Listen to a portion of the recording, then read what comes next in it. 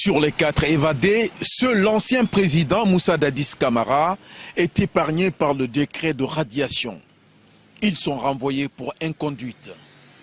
Plusieurs autres, dont les agents des gardes pénitentiaires, quittent les rangs de l'armée guinéenne pour faute lourde. La décision divise dans l'opinion. C'est trop vite fait.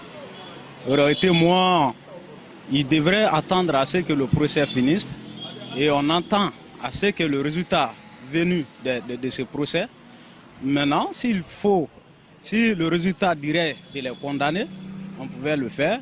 Maintenant, après tout, on pouvait prendre une décision s'il faut les radier de l'armée ou s'il faut les maintenir.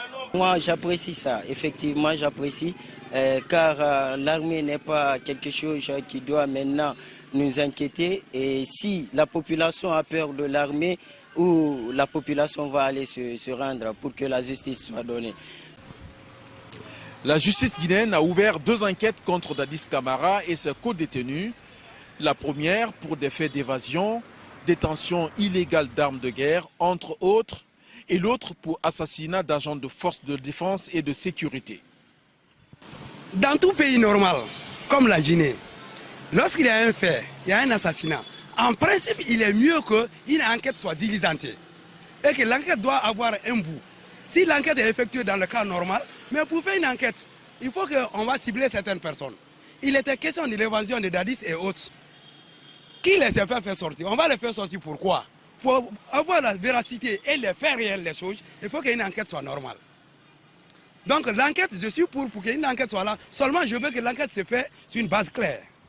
Il faut mener des enquêtes et que les enquêtes-là nous prouvent que le capitaine Moussa Dadis Camara et Si sont responsables d'évasion à la maison centrale et qu'ils ne sont vraiment pas des victimes comme nous entendons leurs avocats qui parlent d'enlèvement au lieu d'une évasion. Et maintenant, les enquêtes vont nous permettre à comprendre. Le bilan des événements de samedi est de 9 morts, dont 4 agents et 6 blessés par balle, selon le parquet général près la cour d'appel de Conakry. Les autorités militaires assurent que toutes les dispositions sont prises pour retrouver le colonel Claude Pivy, le dernier des fugitifs. Zakaria Camara pour VOA Afrique, Conakry.